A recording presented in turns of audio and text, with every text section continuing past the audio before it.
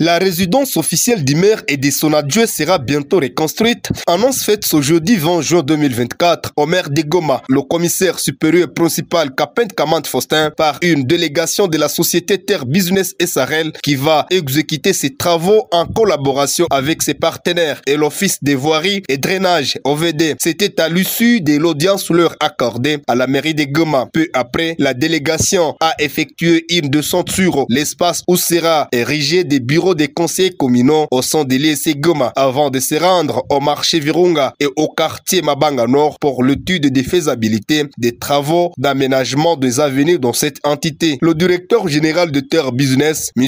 Elizemboula Kitwanda, revient ici sur les gros des projets que sa société va exécuter sur l'ensemble de la ville. Il a été question avec le consortium sous l'accompagnement du maire de la ville ainsi que l'office des voiries et de drainage pour qu'ensemble nous puissions faire visiter les partenaires du consortium pour qu'ils s'imprègnent de quoi il s'agit de grands projets au niveau de la ville de Goma. Nous avons commencé au niveau de la résidence du maire et du maire adjoint, là où nous voulons construire un bâtiment de la résidence de R+1, c'est-à-dire le maire titulaire aura sa résidence et le maire adjoint aura sa résidence pour la première fois pour la ville de Goma. Après ça, nous sommes allés vers l'IEC Goma, que tout le monde connaît. Nous allons y construire un mall.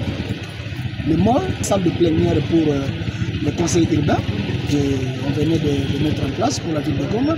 Il y aura aussi des salles de plénière pour les deux communes, la commune de Karisimbi et la commune de Goma, y compris les bureaux qui regorgeraient ces deux conseils ainsi que les conseils urbains.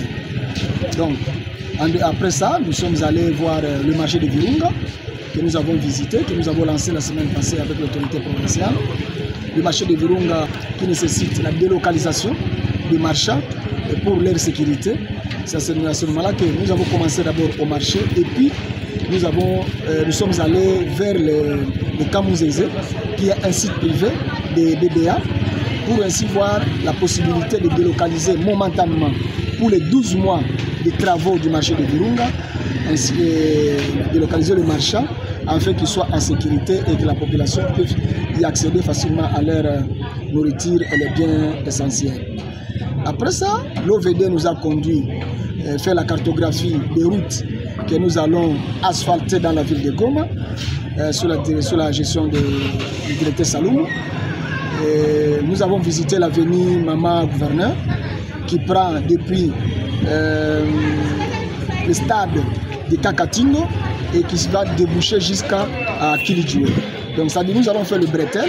Et il y a aussi d'autres qui 30, Seketa 2 jusqu'à la Joie.